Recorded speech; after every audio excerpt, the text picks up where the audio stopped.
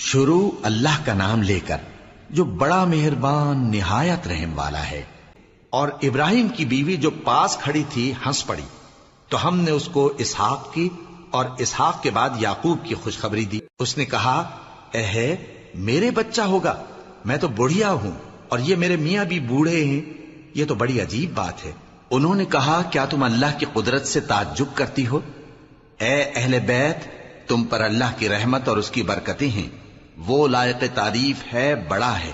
پھر جب ابراہیم سے خوف جاتا رہا اور ان کو خوشخبری بھی مل گئی تو قوم لوط کے بارے میں لگے ہم سے بحث کرنے۔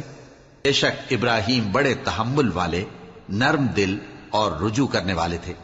اے ابراہیم، اس بات کو جانے دو، تمہارے پروردگار کا حکم آ پہنچا ہے اور ان لوگوں پر عذاب آنے والا ہے جو کبھی نہیں ٹلنے کا۔ اور جب ہمارے فرشتے لوط کے پاس آئے تو وہ ان کے آنے سے غمناک اور تنگ دل ہوئے اور کہنے لگے کہ آج کا دن بڑی مشکل کا دن ہے۔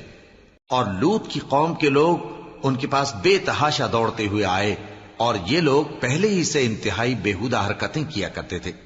لوط نے کہا کہ اے بھائیو، یہ جو میری قوم کی لڑکیاں ہیں یہ تمہارے لیے جائز اور پاک ہیں، تو اللہ سے ڈرو اور میرے مہمانوں کے بارے میں مجھے بے آبرو نہ کرو۔ کیا تم میں کوئی بھی شائستہ آدمی نہیں؟ وہ بولے، تم کو معلوم ہے کہ تمہاری ان بیٹیوں کی ہمیں کچھ حاجت نہیں، اور جو ہماری غرض ہے اسے تم خوب جانتے ہو۔ لوط نے کہا، اے کاش مجھ میں تمہارے مقابلے کی طاقت ہوتی، یا میں کسی مضبوط قلعے میں پناہ لے لیتا۔ فرشتوں نے کہا، اے لوط، ہم تمہارے پروردگار کے فرشتے ہیں، یہ لوگ ہرگز تم تک نہیں پہنچ سکیں گے، تو کچھ رات رہے سے اپنے گھر والوں کو لے کر چل دو، اور تم میں سے کوئی شخص پیچھے مڑ کر نہ دیکھے مگر تمہاری بیوی کے جو آفت ان پر پڑنے والی ہے وہی اس پر بھی پڑے گی۔ ان کے عذاب کے وعدے کا وقت صبح ہے، اور کیا صبح کچھ دور ہے؟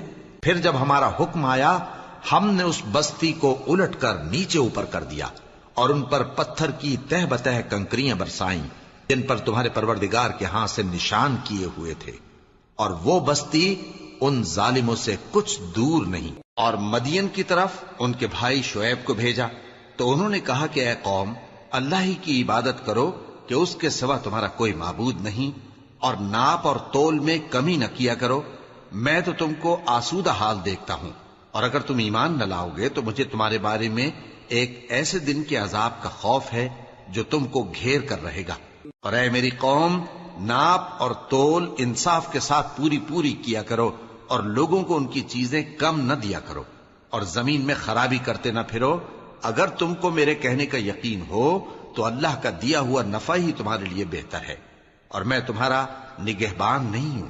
انہوں نے کہا، اے شعیب، کیا تمہاری نماز تمہیں یہ سکھاتی ہے کہ جن کو ہمارے باپ دادا پوجتے آئے ہیں ہم ان کو ترک کر دیں، یا اپنے مال میں تصرف کرنا چاہیں تو نہ کریں؟